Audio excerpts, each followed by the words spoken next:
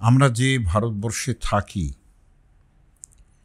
আমি বলতে চাই যে সেই ভারতবর্ষের বিস্তার কতটা ছিল, এবং যেটুকু অদ্ভুত লাগবে শুনলে যে যেটুকু ভারতবর্ষের অংশ হিসেবে আমরা হারিয়েছি, সে নানান পলিটিক্যাল গণ্ডগোল হোক, যা হোক, যে হারিয়েছি,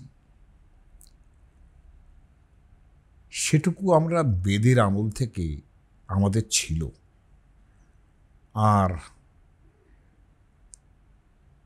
সেটা বেশিরভাগটাই কিন্তু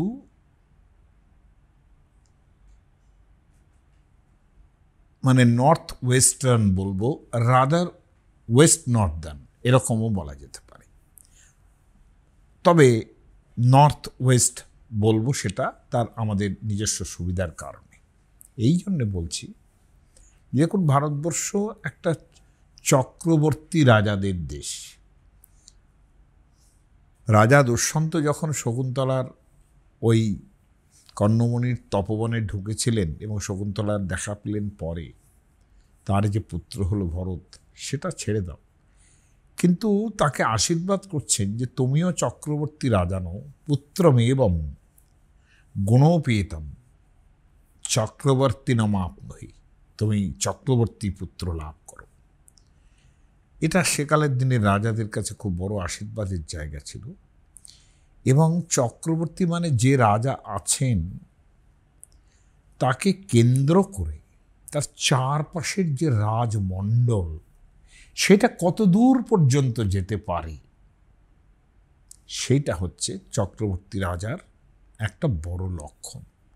মানে তার চারপাশেই তার অধিকৃত রাজারা, যারা ট্যাক্স দেবেন তাকে, এইভাবে তাদের রাজকোষ ভরত।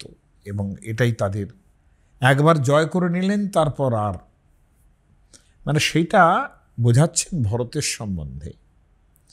ভরত ঐতরেয় ব্রাহ্মণ, মানে আমাদের খ্রিস্টপূর্ব অন্তত ১৫০০ বছর আগে তার ঐন্দ্র মহাভিষেক হচ্ছে চক্রবর্তী রাজা হিসেবে। সবচেয়ে বড় কথা, এই ভরতের কথা আমরা ঋগ্বেদে পাব।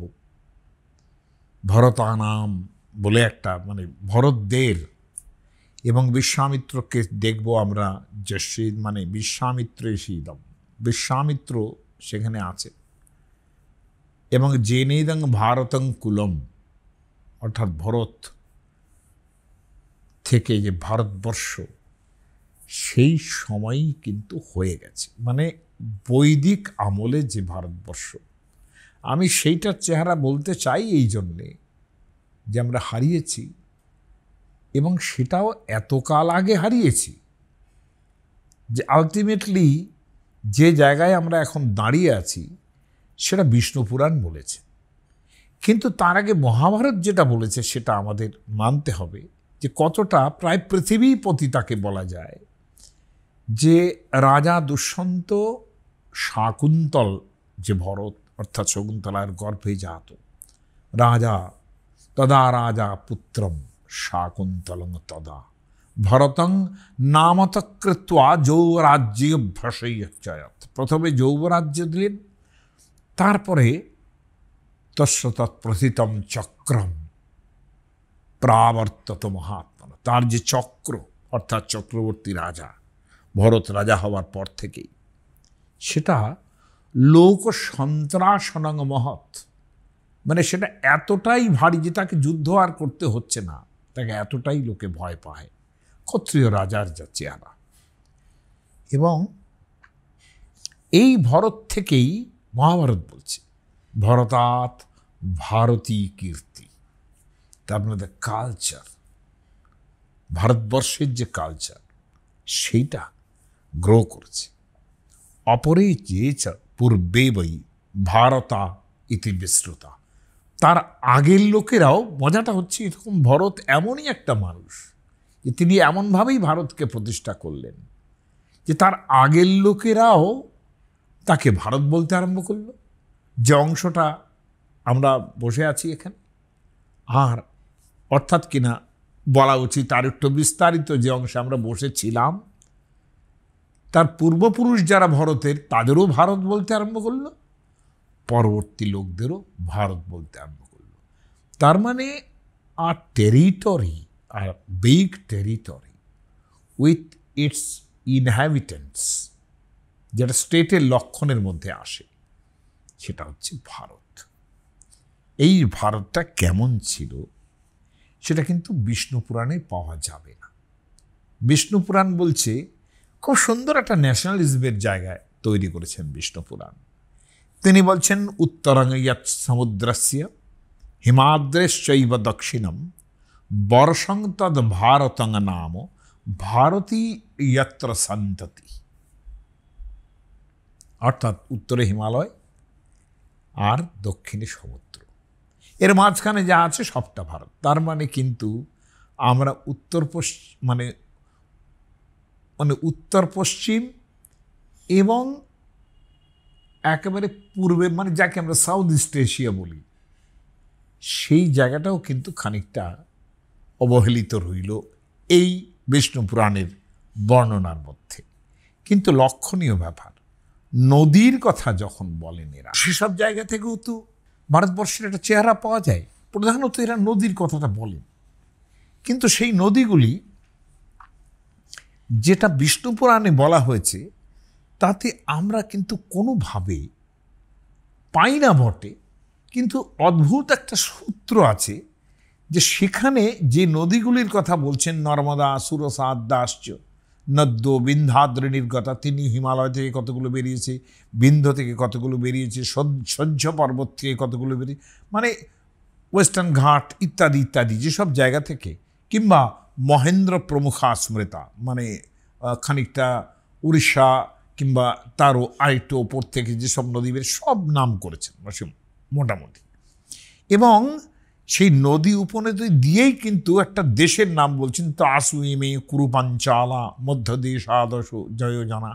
ঠিক আছে, ভালো কথা, কিন্তু এই জায়গায় যেখানে পুরোপুরি যিনি উত্তরং ইয়ৎ সমুদ্রস্য হিমাদ্রেশ্চৈব দক্ষিণম, এইটা বললেন যে সমুদ্রের থেকে উত্তরে আর হিমাদ্রির থেকে দক্ষিণে, হ্যাঁ, হিমালয় থেকে দক্ষিণে, এই জায়গাটা ভারতবর্ষ বলেছেন। তো কিন্তু লক্ষণীয় ব্যাপার, যখন নদীগুলির কথা বলছেন তখন দু একটা নাম কিন্তু এসে যাচ্ছে যেগুলো কিন্তু একদম ওয়েস্টার্ন জায়গাটাকে মিন করছে, খানিকটা ওয়েস্টার্ন।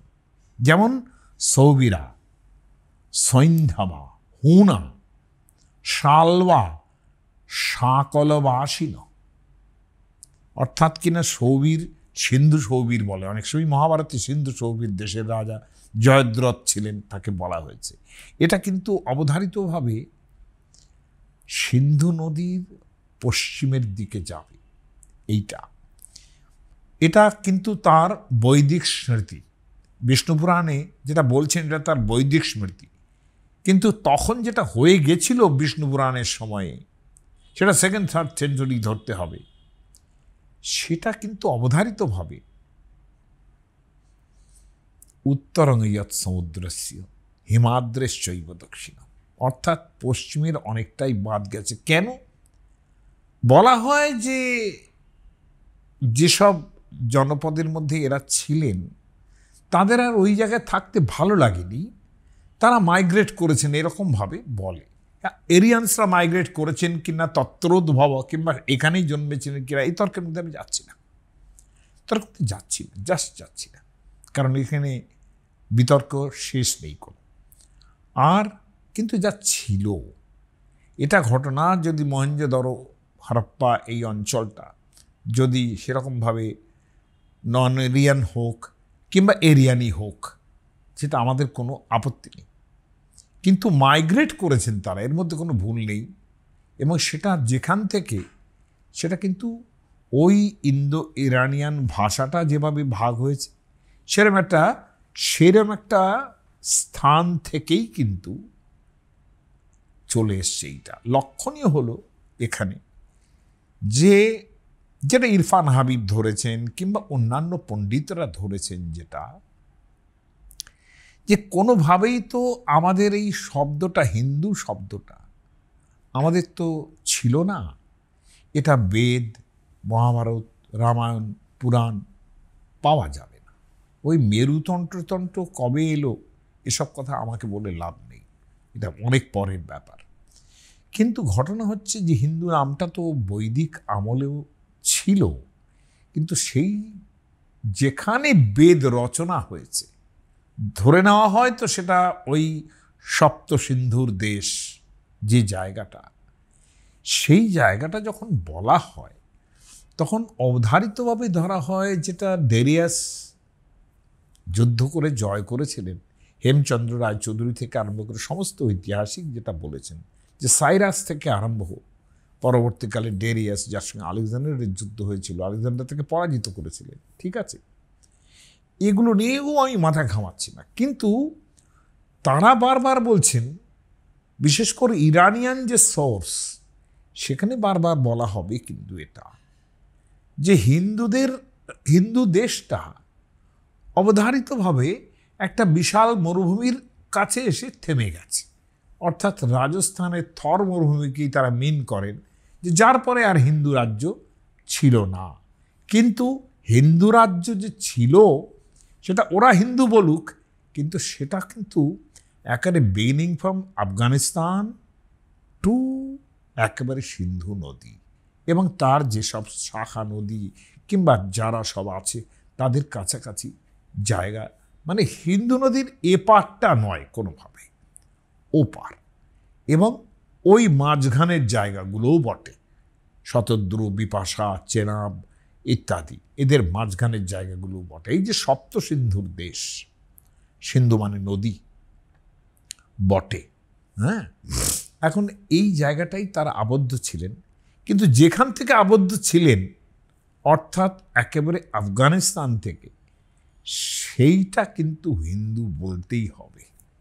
কিন্তু পরবর্তীকালে হিন্দু বলি যে একটা যাচ্ছি আমরা, সেটা আমাদের শব্দ নয়। বিশেষ করে স্থান শব্দটাও ইরানিয়ান শব্দ, কারণ আমরা স্থান শব্দ বলতে একটা পার্টিকুলার স্পট মিন করি সংস্কৃতে, কিন্তু স্থান শব্দটা পার্সিয়ান, তাতে বলতে একটা টেরিটরি বোঝায়। তাই হিন্দুস্তান এই কথাটা একেবারেই আমাদের ইরানিয়ানদের দেওয়া, যদিও তারা আমাদের জাত ভাই, কেননা পার্সিয়ানরা কতটা আমাদের কাছাকাছি, ইরানিয়ানরা কতটা আমাদের কাছাকাছি, যা তারা কতটা পুরনো সোর্স যদি তারা ধরতে থাকেন, বিশেষ করে আউরা মাজদা জিন্দাবস্তা যদি ধরতে থাকেন, তাহলে দেখবেন যে ঋগ্বেদের সঙ্গে তাদেরও খুব যে তফাৎ আছে তা নয়। কিন্তু পরবর্তীকালে কি হয়েছে সেই নিয়ে আমার তো মাথা ঘামানোর দরকার নেই। কিন্তু ভারতবর্ষের যে ধারণা পূর্বে ছিল সেটা কিন্তু বিষ্ণু পুরাণের ধারণা নয়, সেটা অবধারিতভাবে বৈদিক ধারণা। কেন বলছি? যে বৈদিকরা এবং মহাভারত, যেটা বৈদিকরা কি করেছেন, মহাভারতের কথায় পরে আসি, বৈদিকরা কি করেছেন, ওই দেখুন ওই নদীগুলোর নাম বলছেন, কি সাংঘাতিক নাম দেখুন। একটা নদী আমরা বলছেন ঋগ্বেদের মন্ত্রে নদী দেবতা, নদীকে দেবতা হিসেবে ট্রিট করা হচ্ছে। এখানে বিভিন্ন নদীর কথা পাচ্ছি, এবং গঙ্গা যে শব্দটা সারা বেদের মধ্যে একবার মাত্র উচ্চারণ হয়েছে, তার মানে ইটস আ লেটার হিম, অর্থাৎ যা যা পূর্বের যত বৈদিক সূক্ত আছে সেগুলোর মধ্যে সরস্বতী, বিপাশা, বিতাস্তা, এদের প্রচুর পরিমাণ নাম পাওয়া যায়। বারবার সরস্বতীর নাম এসছে, বারবার এসছে সিন্ধু নদীর নাম, বারবার এসছে বিতস্তা ইত্যাদির নাম, অসিকনি ইত্যাদির নাম এসছে, ইরাবতী যাকে বলি আমরা সেটা এসছে, কিন্তু গঙ্গার নাম আসেনি। মানে যতবার এই সরস্বতী, বিতস্তা, সিন্ধু ইত্যাদির নাম করা হয়েছে সেই তুলনায় গঙ্গা মাত্র একবার। সেই বিখ্যাত শব্দগুলি আছে, কিন্তু ওই যে ইমং মে গঙ্গে যমুনে সরস্বতী সুতুদ্রিস্তোমম সচেতা পুরুষন্যা অসিক্ন্যা মরদবৃধে বিতস্তয়ার্জিকিয়ে শৃণুহ্যা সুষোময়া। এই যে সুষোমা, এটা হচ্ছে সুষোমা, এটা হচ্ছে ইন্দাস। আর সিন্ধুকে কিভাবে প্রেয়ার করছেন, অভিত্বা সিন্ধো শিশুমিন্ন মাতর বস্ত্রা আর্শন্তি পয়স্বীব ধীনব। বলছে হে সিন্ধু, যেমন শিশু বাছুরের কাছে তাদের জননী গাভীর দুগ্ধ নিয়ে যায়, হ্যাঁ, অর্থাৎ কিনা জননী কিন্তু বাছুরের কাছে যায়, আর সব নদী তোমার সঙ্গে শব্দ করতে করতে সব তোমার সঙ্গে সঙ্গে তোমার দিকেই, তোমার চতুর্দিকে আসছে। এইটা যেমন যুদ্ধ করার সময় রাজা সৈন্য নিয়ে যায়, সেই রকম তোমার সহগামিনী নদীগুলি আছে, যমুনা, সরস্বতী ইত্যাদির নাম করলো। কিন্তু এগুলো আমার কাছে ইম্পর্ট্যান্ট নয়, অনেক বেশি ইম্পর্ট্যান্ট কিন্তু ঠিক তারপরে তং সিন্ধ্যা কুভয়া গোমতিং ক্রুমং মেহত্ন্যা সরথম জাভিরিয়সে ঋজিত্তেনি রুষতি মহিত্বা পরিজয়াংসি ভরতে রজাংসি। ভরতে রজাংসি, যদিও এটা ভরত সম্বন্ধীয় নয়, এখানে ভরণ করা অর্থে। যাই হোক, এটার যে অর্থ দাঁড়াবে সেটা কিন্তু একটা সাংঘাতিক কথা এইখানে, যে আমরা কত দূর পর্যন্ত এক্সটেন্ডেড ছিলাম ভারতবর্ষ। তাই নদীগিনির নাম থেকে বৈদিক কালে, লেটার বৈদিক কালে ধরা যাক, এগুলো বহুবার উল্লিখিত হয়েছে বেদে। এখানে দেখার জিনিস হচ্ছে যে বলা হচ্ছে তুমি সিন্ধু, তুমি প্রথমে তৃষ্ণামা নদীর সঙ্গে মিলিত হয়ে চললে, পরে সুসর্তু এবং রসা এবং শ্বেতির সাথে মিললে, তারপর তুমি ক্রমু এবং গোমতীকে কুভা এবং মেহতনুর সাথে মিলিত করলে। অর্থাৎ এগুলো সবই ট্রিবিউটারি অফ সিন্ধু বটে, কিন্তু কিভাবে বলা হচ্ছে যে ক্রমু এবং কুভা, এই যে শব্দগুলো, এগুলো কিন্তু কুভা মানে কাবুল, কাবুল রিভার যেটাকে বলি আমরা, সেটা হচ্ছে কুভা। এবং লক্ষণীয় যে এর পরেই এই যে শব্দগুলো উচ্চারিত হলো কুভা এবং মেহতনু, এখানে বলে মাকরান, মেহতনুর জায়গাটা নাকি মাকরান এরকম বলে, সেগুলো সবই কিন্তু ওই অঞ্চলে, যেটা কাবুল ইত্যাদি এবং বালুচিস্তান, পাকিস্তান, এই যে অঞ্চলগুলো এখন আমরা দেখি, আফগানিস্তান, এই সমস্ত জায়গাটা কিন্তু ভারতবর্ষের মধ্যে একটা বিস্তারিত ভূমি নয়, বরঞ্চ বলবো যে original homeland of the Indians. যদি বা সেখান থেকে হিন্দু নামও হয়ে থাকে, সেটা যদি পরে স্মরণ করে থাকি, তো don't utter this name of the Hindus with Stan, which is the Persian name of territory. লক্ষণীয় হবে যে ভারতবর্ষের যেটা স্টেট ফরমেশনের যে কথাটা, কোনোদিনই এভাবে বলা হয়নি যে ভারত, পরবর্তী সময়ের কথা বলছি, যখন ভারত ছিল, যস্যেদম ভারতং কুলম, যখন থেকে সে মহাভারতের মধ্যে আছে, সে বেশ ছিল, একদম বৈদিক স্মৃতি নিয়েছিল যে কতটা দূর পর্যন্ত ভারতের বিস্তৃতি। কিন্তু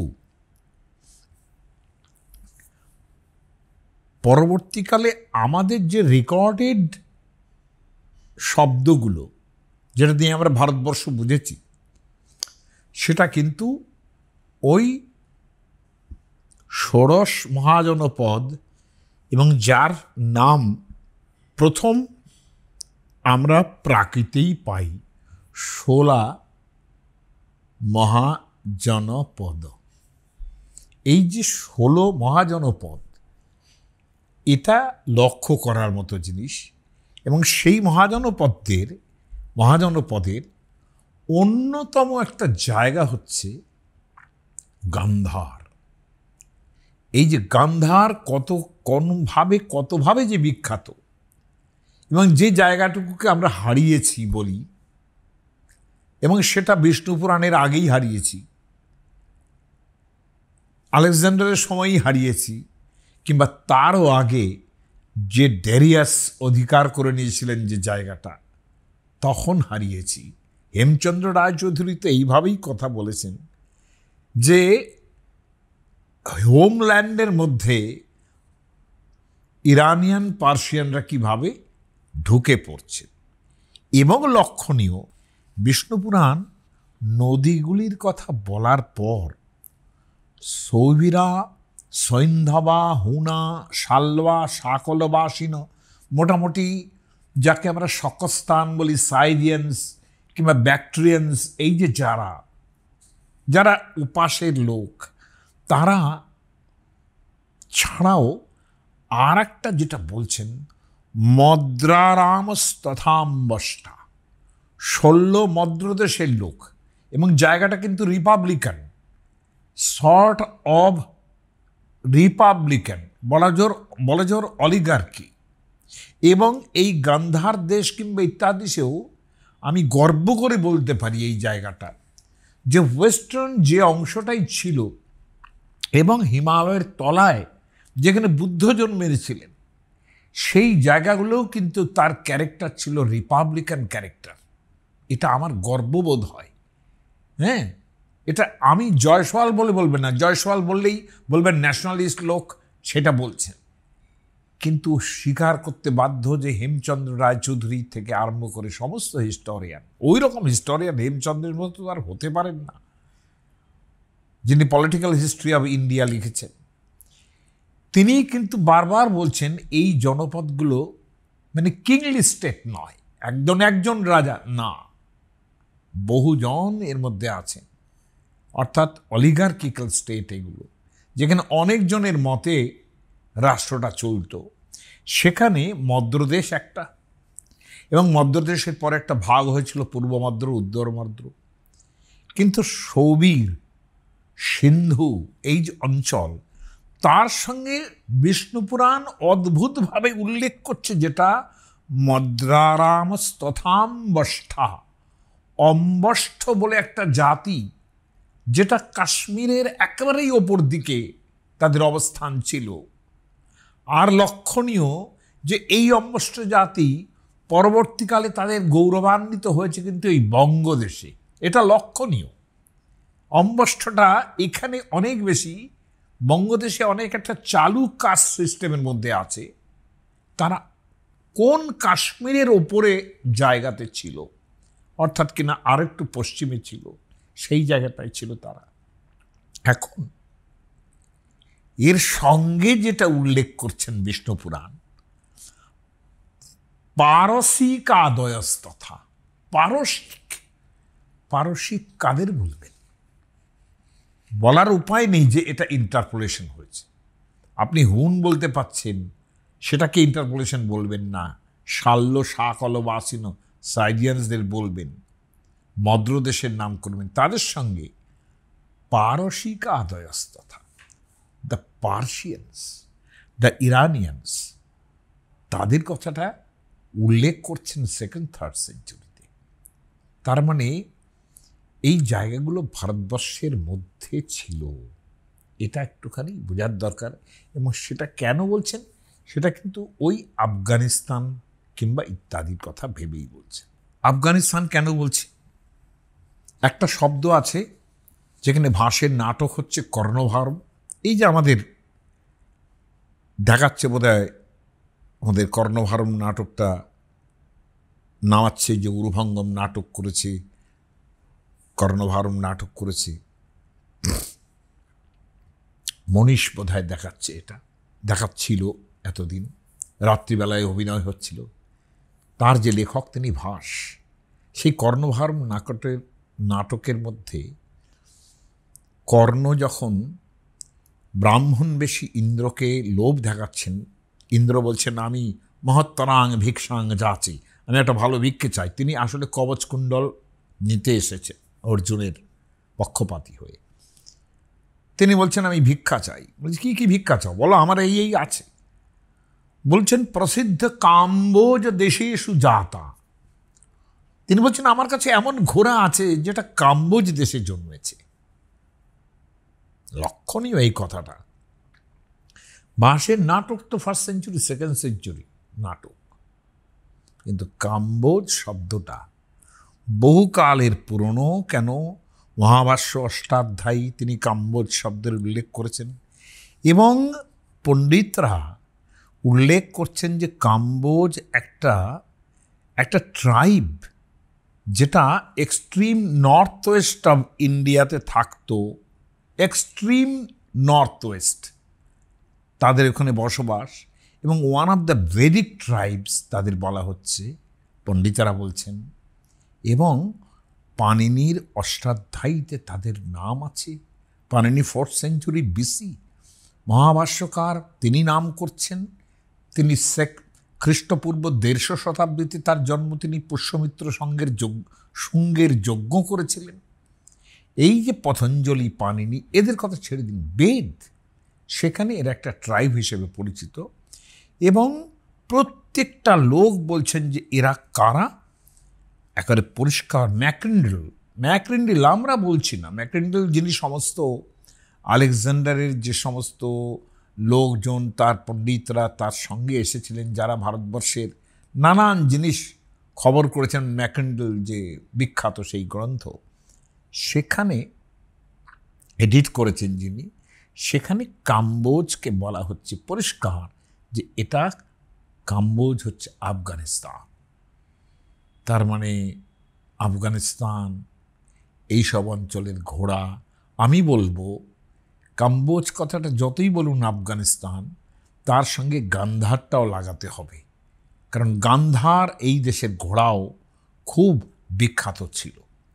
কারণ এবং এত ব্যাপার হচ্ছে যে এই কাম্বোজ দেশের ঘোড়া নিয়ে বারবার বলা হচ্ছে যে আলেকজান্ডার যখন দখল করতে আসছেন এবং বালুচিস্তানের মধ্যে আলেকজান্ডার ঢুকেছিলেন গেড্রোসিয়া দিয়ে, সেটা একটু তলার দিকে।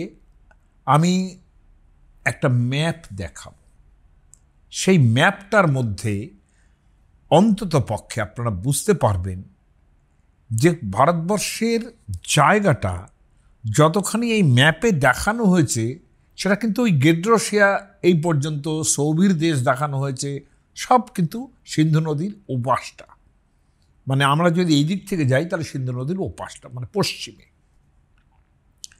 এই যে জায়গাগুলো, সেখানে কাম্বোজ আফগানিস্তান এবং গান্ধার ওই মানে মানে কি বলবো, যেসব জায়গা নিয়ে গণ্ডগোল চলে এখনো পর্যন্ত, মানে কাবুল, তারপরে এই যে সমস্ত নদী, যেটা কুভার কথা বলা হয়েছে, বৈদিক কুভা, এবং যেখানে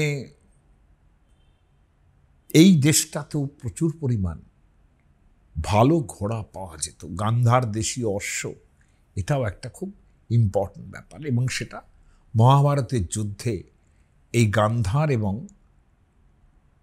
কাম্বোজ দেশের ঘোড়া ব্যবহৃত হয়েছে, এটুকু একেবারে নিশ্চিন্ত একটা খবর, এটুকু বলতে পারি। এবং সেটা অবধারিত বৈদিক স্মৃতি থেকেই আসছে। একটা জিনিস দেখুন যে গান্ধার দেশটা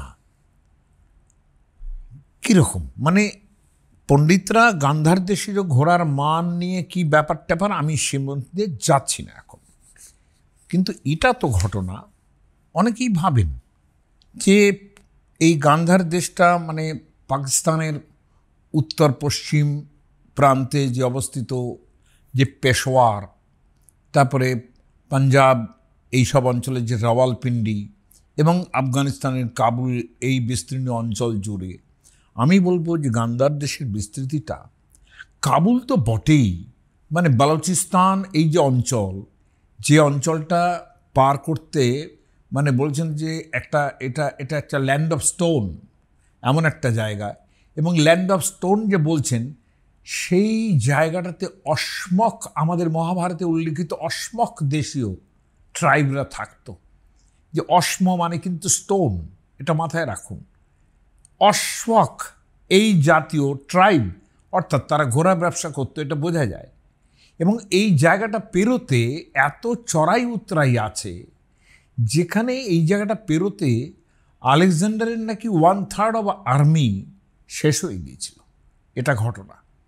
এবং সাইরাস, যিনি প্রথম এই গান্ধার দেশ এবং ইত্যাদি জায়গায় হাত দেন, তিনি মানে প্রথম জয় করার চেষ্টা করেন এবং তিনি পরে খবর পাঠিয়ে লোকজন জোগাড় করেন এবং তারা অনেক ঘুরে এসে খবর নিয়ে গেছে। তো যখন যুদ্ধ আরম্ভ করেছিলেন তখন এই দিকটা সোজাসুজি বীর বিক্রমে আসার ফলে তার 7খানা সৈন্য বেঁচেছিল এবং আলেকজান্ডার গরমের চোটে এমন অবস্থা হচ্ছে, আলেকজান্ডার সারা রাত ধরে এই জায়গাটা পেরিয়েছিলেন, তাতে তার 1/3 অব আর্মি শেষ হয়ে গিয়েছিল। এই কথাটা হিস্টোরিয়ানদের খবর। এখন এই জায়গা দিয়ে ঢুকে, তার মানে কতটা কঠিন এই জায়গাটা, এবং পাহাড় পর্বত ভর্তি, এতটাই লক্ষণীয় যে গান্ধার দেশের জাতক, যে গান্ধারীর ভাই, যে শকুনি, আমরা যাকে শকুনি মামা বলি, তাকে পার্বতীয় বলা হয়েছে। পার্বতীয় অর্থাৎ তার বুদ্ধিটাও পার্বতীয়, অর্থাৎ বিভিন্ন, আপনারা এতকাল ধরে দেখেছেন যে দ্য তালিবানসদের কথা শুনেছেন এবং এইসবদের কথা শুনেছেন, যে এরা যদি ক্যামাফ্লেজে থেকে যুদ্ধ করে না, কারো ক্ষমতা হবে না এদের সঙ্গে পারে। কারণ পার্বত্য গুহা ইত্যাদির মধ্যে লুকিয়ে থেকে এমন সময় এসে বেরোবে আর কি। এই ধরনের যে যুদ্ধ, ক্যামাফ্লেজের থেকে যে যুদ্ধ, যারা একটু এগোবে 5 পা পেছোবে, এই যে যুদ্ধ, এতে এরা মাস্টার। এদের সঙ্গে কেউ পারবে না। যত গোলাগুলি নিয়ে আসুন ইত্যাদি, যদি সামনাসামনি যুদ্ধ হয়, পদাতিক বাহিনী তো নাবে, তাই না? একটা যুদ্ধ জয়ের পথ যখন মানে প্রকৃষ্টভাবে সম্পূর্ণ হয়, তখন পদাতিক বাহিনী নাবে। এবং লক্ষণে যে রাজৌরি সেক্টর, পুঞ্চ সেক্টর, এই সমস্ত উদাহরণ কিন্তু আমাদের এই পুরনো যে সমস্ত মহাভারত ইত্যাদি এইসব জায়গায় নাম রয়েছে, তাদের নাম পাল্টে এখন রাজৌরি, এখন পুঞ্চ সেক্টর হচ্ছে। আর ওইদিকে আফগানিস্তানের যে অঞ্চল, যেখানে শকুনিকে বলছে পার্বতীয় শকুনি, এই যে শব্দটা উচ্চারিত হচ্ছে, তার মানে এই অঞ্চলটার যে চরিত্র এবং ভারতবর্ষের মধ্যে তার যে গণ্যতা, এটা কতটা প্রতিষ্ঠিত ছিল, সেটাই গান্ধারের জায়গা থেকেই বুঝতে পারবেন, কাম্বোজের জায়গা থেকে বুঝতে পারবেন। এতটা দূর যে লক্ষণীয়, যে যখন অশ্বমেধ যজ্ঞ করছেন যুধিষ্ঠির, মানে স্বজনহারা, যুদ্ধক্ষেত্র, যুদ্ধ শেষ হয়ে গেছে, বললেন তুমি অশ্বমেধ যজ্ঞ করো, সব তোমার পাপ ধুয়ে যাবে। সেখানে সেই যজ্ঞে অশ্ব নিয়ে যাচ্ছেন অর্জুন, এবং সেখানে শকুনি তো মারা গেছেন, শকুনির এক ছেলে সেখানে রয়েছে। সেখানে আলটিমেটলি শকুনির বিধবা পত্নীর অনুরোধে তিনি কিন্তু শকুনির ছেলেকে জীবন দান করেছেন, একজন শকুনিপুত্র। তার একটা ছেলে তো আগেই মারা গেছে। যাই হোক, এই গান্ধারের ঋগ্বেদের মন্ত্রের মধ্যে আরও একটা শব্দ আছে, সেটা পরে বলছি। কিন্তু প্রাচীনত্বের দিক দিয়ে বৈদিকরা কিন্তু একে গন্ধার বলতেন, গান্ধার বলতেন না। সম্ভবত এই জায়গার থেকে প্রচুর পরিমাণ পারফিউমস তৈরি হতো, এবং এই বয়শূন্য শব্দটা আছে অর্থে ব্যবহার হয়। আমি সেটা আপনাদের আগেও কোনো কোনো সময় বলেছি। যেমন মধু যার মধ্যে আছে সেটা মধুর, তাই না? অধর, যেটা নিচের দিকে আছে, ওষ্ঠ অধর, সেটা অধর। হ্যাঁ, এমনকি শ্রীর, অর্থাৎ আমরা যাকে শ্রীল, অমুক, মহারাজ এসব বলতে থাকি না, শ্রীল, শ্রীমান এসব বলতে থাকি, সেই শ্রীল কিন্তু আর লয়ের অভেদ, সেটাও মানে শ্রীল। এমনকি আমি এটাও বলেছি যে শ্রীড় মানে শ্রীড় থেকেই, এই যদি প্রয়োগ হয় রয়ের জায়গায়, তাহলে দেখবেন শ্লীল এবং অশ্লীল, সবই কিন্তু তাই। এই যে শ্রী র, যাকে আমরা শ্রীমান বলি, এই র আছে অর্থে ব্যবহার হয়। ফলত গন্ধার যারা প্রাচীনেরা ব্যবহার করছেন, সম্ভবত এখানকার সুগন্ধ যথেষ্ট পরিমাণ পরিচিত ছিল। যাই হোক, এই যে গান্ধার রাজ্যটা, এটা একটা বিশাল অংশ, যার জন্যে এইচ.সি. রায়চৌধুরী, পণ্ডিত আমাদের হেমচন্দ্র রায়চৌধুরী সবসময় বলার চেষ্টা করছেন, কিংবা অন্যান্য পণ্ডিতেরাও যারা সেই কালের ইতিহাস নিয়ে বিচার করেছেন, বলছেন যে ওয়েস্টার্ন গান্ধারের প্রায় সীমানাটা আফগানিস্তান, এবং পুরো আফগানিস্তান পুরো, প্লাস এদিকে মানে কাম্বোজ যে বলছি সেটাও খানিকটা গান্ধারের মধ্যে, আর গান্ধারের সীমা এদিকে পাকিস্তানের এদিক পর্যন্ত, এখনকার পাকিস্তানের এদিক পর্যন্ত, অর্থাৎ সিন্ধু নদীর ওপাশটা যেটা, সেটাও প্রায় গান্ধার বলে পরিচিত। একটুখানি হয়তো মাঝখানে যেখান দিয়ে সমস্ত নদীগুলো নামছে তার একটু ওপাশ থেকে একেবারে গান্ধার রাজ্য ছিল, যেটা এদিকটাকে মানে ওদিকটা ওয়েস্টার্ন এক্সটেনশন, এদিকটা ইস্টার্ন এক্সটেনশন, এইটুকু মাত্র। এত বড় গান্ধার রাজ্যের জায়গাটা ছিল, এবং অনেক বড় বড় মানুষ এই গান্ধার মানে কাবুলের উত্তরাংশে এই কথাটাও বলেছেন কেউ কেউ। এবং সেই সব ঐতিহাসিকদের নামের মধ্যে যাচ্ছি না। আর একটা ব্যাপার হচ্ছে যে গান্ধারের যে অশ্বের কথা বলছিলাম, যেটাকে আমরা অনেক সময় আমরা মহাভারতের মধ্যে একটা মানে শব্দ পাবো যে বনায়ু দেশ, আজনেয়ই সৈন্ধবৈ পার্বতীয়ই নদীজ কাম্বোজ বনায়ুজৈশ্য। লক্ষণীয় এই শব্দটা মহাভারতে উচ্চারিত হচ্ছে, যে কি কি পাণ্ডবদের মানে অশ্ব নিয়ে যারা এসেছেন, গান্ধাররাজ শকুনি এসছেন, কাম্বোজ দেশ থেকে এসেছেন, এরকম যারা পার্বতীয় দেশ, সেখানে এই তিনটে দেশের নাম করছেন একসঙ্গে।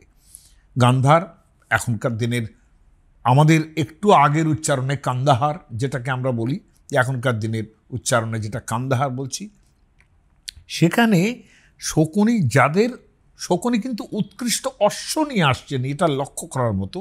এবং বলছেন আজানেয়ই, আজানেয়ই মানে খুব জোরে ছুটতে পারে এইরকম ধরনের ঘোড়া। এবং সৈন্ধবৈ পার্বতীয়ই, পার্বত্য দেশে চলাফেরা যে করতে পারে, যে অশ্ব চলতে পারে স্পিডে, তারা সাধারণ জায়গায় যেখানে কুরুক্ষেত্রের যুদ্ধ হয়েছিল সেখানে কিভাবে চলবে আন্দাজ করা যায়, তাই না? এটা আমার একজন বলেছিল যে কলকাতা শহরের যেখানে সেখানে যেখানে গাড়ি চালাতে পারে, সে পৃথিবীর সব জায়গায় গাড়ি চালাতে পারবে। ফলত সেই রকম একটা ব্যাপার যে এখানকার যে অশ্ব এত বিখ্যাত, যেটা বারবার উল্লেখ করা হচ্ছে যে যখনই ভালো এই অশ্ব এখানে মানে হিসেবে বার্টার হিসেবে অশ্ব আসতো গান্ধার থেকে, এবং সেগুলো সবটা ওই বনায়ুজ, সেটাও পার্বতীয় জায়গা। এবং বনায়ু দেশটা মোটামুটি, বনায়ু দেশটাকে যেহেতু আলাদা করে ওইরকমভাবে গান্ধারের মধ্যে আলাদা করা যায় না, অথচ গান্ধার, কাম্বোজ এদের সঙ্গে রামায়ণেও আছে বনায়ুজ, অশ্বের কথা রামায়ণেও আছে। এখন এই যে বনায়ুজ অশ্ব, বনায়ু দেশটাকে আলাদা করা যায় না যেহেতু, মানে ঠিক জনপদটা কোনটা, কিন্তু বনায়ুজই পার্বতীয়ই, পার্বতীয় এই কথাটা বারবার বলা হচ্ছে।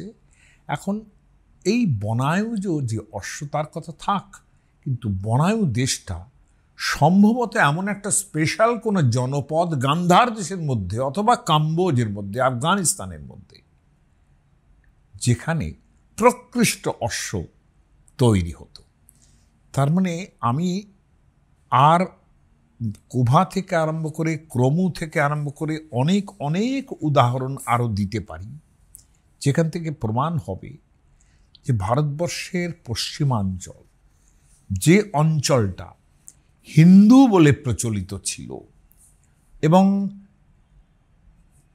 আমাদের ইয়েতে উল্লেখ করা হয়েছে, এইচ.সি. রায়চৌধুরী এমন বলছেন যে এই হিন্দু রাজ্যকে যখন ইরানিয়ান পার্সিয়ানরা নিয়ে নিচ্ছেন, অর্থাৎ গ্রহণ করছেন, তখন একটা একটা জায়গা আছে, সেখানে অ্যারামিক ভাষায় সেই ইনস্ক্রিপশনের মধ্যে ইনক্লুড করা হচ্ছে হিঁদুজ বলে, হিন্দু অর্থাৎ হিন্দু, যেটা প্রাকৃতে হিন্দু হতেই পারে। এবং আমাদের দেশের কলকাতা শহরে যখন এই হিন্দুকে মেয়েরা কিংবা খুব প্রাচীন মেয়েরা, ঠাকুমা দিদিমারা এদেশের হিন্দু, এবং চৈতন্য চরিতামৃতে হিন্দু আনি এ কথাটাও ব্যবহার হয়েছে। হ্যাঁ, তাহলে হিন্দু এই জিনিসটা একেবারেই এমন একটা স্মৃতি যেটা অবধারিতভাবে সেই অঞ্চলটা কিন্তু পূর্ণভাবে আমাদের পশ্চিম দেশ আফগানিস্তান, বালুচিস্তান, পাকিস্তান, যেগুলোকে আমরা হারিয়েছি। অন্যদিকে সেই দেশের স্মৃতি নিয়ে কিন্তু আমরা হিন্দু শব্দটা ব্যবহার তো করতেই পারি, তাই না? এইখানে হিন্দুর একটা মাহাত্ম্য তৈরি করা যায়, কেননা এতটাই স্মৃতিময় সেই জায়গাটা, লোকে জন্মভূমির কথা বলতে পারে না। এবং আমির খসরু, যিনি ভারতবর্ষে জন্মেছিলেন, তিনি বারবার বলেছেন এই কথাটা, হিন্দবী ভাষায় বলছেন এই কথাটা, যে এই আমার জন্মভূমি এই ভারতবর্ষ। এবং তাকে তিনি যেভাবে বলেছেন, আলাদা একটা এপিসোড হতে পারে সেটা নিয়ে, সেটা ছেড়ে দিলাম। আমি ভারতবর্ষের এক্সটেনশনের কথা বলছিলাম। সেই এক্সটেনশনের মধ্যে যেরকম পশ্চিম দিকটা আছে, সেমনি আরও যেগুলোর ওপরে আমরা আধিপত্য কিংবা কানেকশন হারিয়ে ফেলেছি, যেগুলোর অত্যন্ত ইম্পর্ট্যান্ট কানেকশন আমাদের সঙ্গে ছিল, সেটা কিন্তু পূর্ব দিকেও ছিল। অর্থাৎ কিনা এই যে ব্রহ্মদেশ, যাকে পরবর্তীকালে বার্মা বলছি আমরা, বার্মা শব্দটাও যেরকম একটা জুন্তা তৈরি করেছিল মিলিটারি, পরবর্তীকালে মায়ানমারও কিন্তু সেটাতেই একটা মিলিটারি জুন্তারাই বোধহয় সম্ভবত নামটা দেন। যদিও এই নামটার মধ্যে ওই প্রাচীন যে ভাবনা, কি যেন নামটা আমি ভুলে গেছি, দিয়ে একটা নাম, সেটা ছিল। এবং সেখানে আর ব্রহ্মদেশ বলতে কিন্তু মানে একেবারে নিরাকার নির্বিশেষ ব্রহ্মের কথা বলবেন না, তিনি কিন্তু ব্রহ্মার দেশ।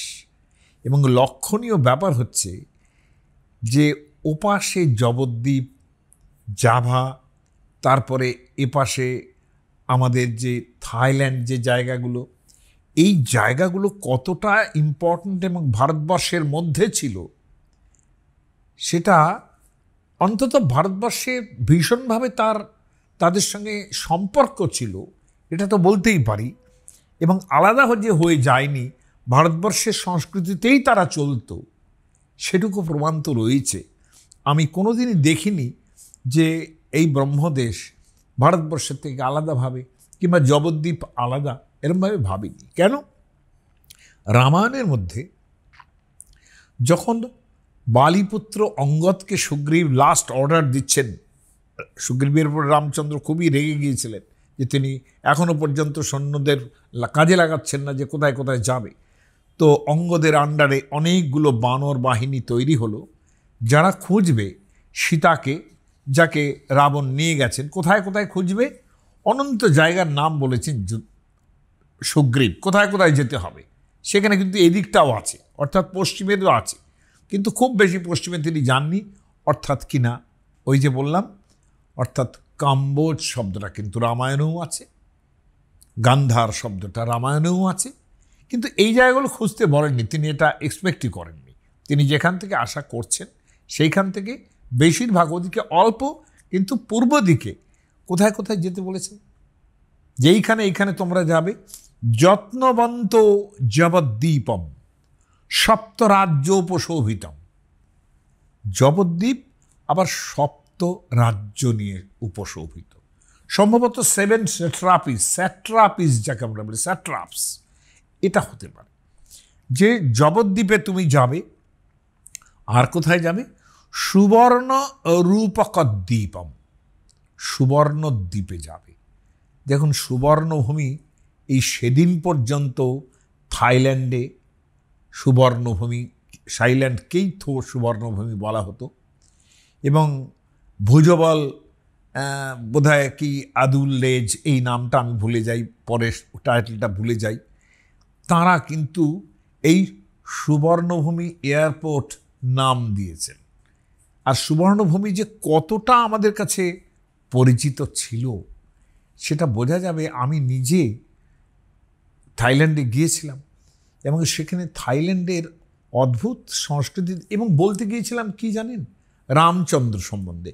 আমি সেখানে হিউম্যান ফেস অব রামা এইটা নিয়ে বক্তৃতা দিতে গিয়েছিলাম। ডেকেছিলেন যারা, তার একটা ইন্টারন্যাশনাল কনফারেন্স ছিল এবং সেখানে স্মরণীয় কথা বলি। রাম নিয়ে বক্তৃতা দিতে গিয়েছি, কিন্তু অদ্ভুত ব্যাপার, রামের আর এক অবতার, সেটা নিয়ে নৃত্য পরিবেশন করেছেন মল্লিকা সারাভাই। এবং আমার খুব সৌভাগ্য ছিল তিনি ঠিক আমার পাশের ঘরে তার জায়গা হয়েছিল এবং আমার তার পাশের ঘরে জায়গা হয়েছিল। এটাই বলা উচিত যে এটা আমার গৌরবের বিষয়। প্রচুর কথা হয়েছে। সে মল্লিকা সারাভাই কিন্তু সত্যভামার উপরে নেচেছিলেন সেখানে, কৃষ্ণ প্রেয়সী সত্যভামার উপরে। এনিহাও, রাম নিয়ে বক্তৃতা করতে গিয়ে যেটা সবচেয়ে ইম্পর্টেন্ট লেগেছে আমার কাছে, যেই ইন্ডিয়া, এই যে ভারতবর্ষের সংস্কৃতি কিভাবে তারা ধরে রেখেছেন, যে ওদের যে রাজারা ছিলেন তাদের প্রত্যেকের নামের মধ্যে মাঝখানের নামটা রাম দিয়ে, এবং তাদের যে বিখ্যাত রাজধানী আউডিয়া, সেটা হচ্ছে অযোধ্যার প্রতিরূপ। এটা দেখার জিনিস। কোনো জায়গা কি এরকম বাইরের আছে, সমুদ্রের পাড়ে আছে, যেটা এতটা সম্মান করে নিজের রাজধানীর নাম আউডিয়া, যার থেকে আটটু হলে ইংরেজিতে আউদ হয়ে যায়, এখানে আউদ, তাই না? আর ব্রিটিশরা আউদ করে দিয়েছে অযোধ্যাকে, ওখানে কিন্তু আউডিয়া। ওদের ভাষাতে অনেকটাই জায়গা আছে। আরও লক্ষণীয় ছিল যে ব্রহ্মদেশের কথা বললাম, ব্রহ্মাও সেখানে কীরকম পরিচিত, যে আমি যে হোটেলটায় ছিলাম গ্র্যান্ড শেরাটন, তার অনেক ওপরের তলায়, সেখানে নেমে একদিন ওই রাস্তা দিয়ে ঘুরতে ঘুরতে তার অন্য একটা গেট দিয়ে ঢোকার সময়, পেছন গেট দিয়ে ঢোকার সময় দেখলাম যে একটা সুন্দর ব্রহ্মার মূর্তি রয়েছে, চতুর্মুখ ব্রহ্মা এখানে, এবং সেখানে বাইরের লোকেরা পর্যন্ত এটা এই ফল, ওই ফল, সেই ফল, নানান রকম দিয়ে যাচ্ছেন সেখানে। এটাও আমার নিজের চোখে দেখা। আমি ভাবতে পারি যে একটা রেস্টুরেন্টের নাম সুক্রিপা, মানে সুগ্রীব এই নামে, তো এইটা এইটা এটা কি করে সম্ভব যদি না ভারতবর্ষের একটা অদ্ভুত কালচারাল এক্সটেনশন তো বটেই, এমনকি টেরিটোরিয়াল এক্সটেনশন ছিল কি না সেটাও কিন্তু ভেবে দেখার মতো এটা ছিল। কাজেই জবদ্দীপম অতিক্রম্য শিশিরো নাম পর্বত দিবং স্পৃশতি শৃঙ্গীন দেবদানব সেবিত। দেবতার আরও লক্ষণীয়, এই যে ডেরিয়াস, যিনি এই দখল করেছিলেন আমাদের এই জায়গাটা, গান্ধার দেশের যে জায়গাটা, সেখানে এটা মানতে হবে যে দখল করার পর ইনস্ক্রিপশনের মধ্যে আছে এই কথাটা যে দৈব, অর্থাৎ এখানকার দেবতাদের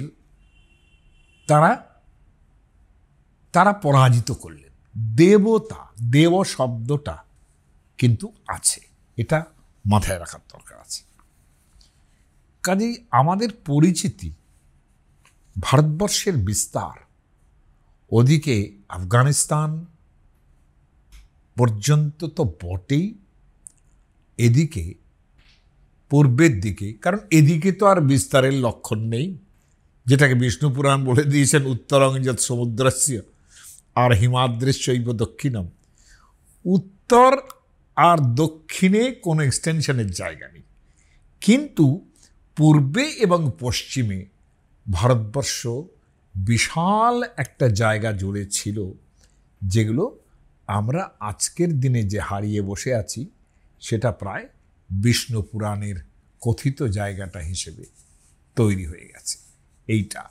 কিন্তু ভারতবর্ষ হিন্দু নাম এইটা গর্বভরে গ্রহণ করতে পারে সেই জায়গা থেকে তার পূর্বস্মৃতি, যেসব জায়গায় বেদ রচনা হয়েছিল সেই সূত্রেই might be the name is Iranian, might be যে এটা একেবারেই অন্য দেশের রাজাদের দেওয়া নাম, কিন্তু এটা মনে রাখতে হবে এটা সেই নাম যেটা কিন্তু বৈদিক বেদ যেখানে রচনা হয়েছিল সেই জায়গা ধরে কিন্তু এই নামটা এসেছে।